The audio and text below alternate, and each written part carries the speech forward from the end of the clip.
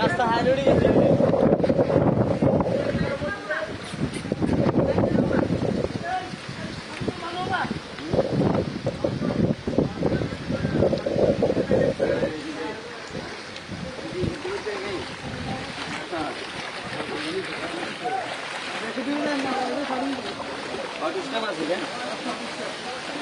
এটা হলো মসজিদ রোড, নিজামদ্বীপ নামার বাজার মসজিদ রোডে পানি, সবাই মসজিদ দেখতে যাইতেছে।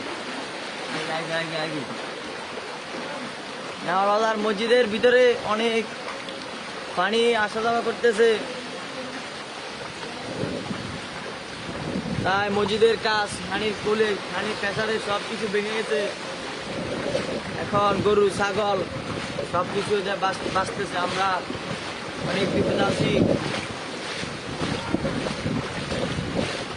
আমাদের এদিকে কিছু হলে এনে পানি উঠে যায়।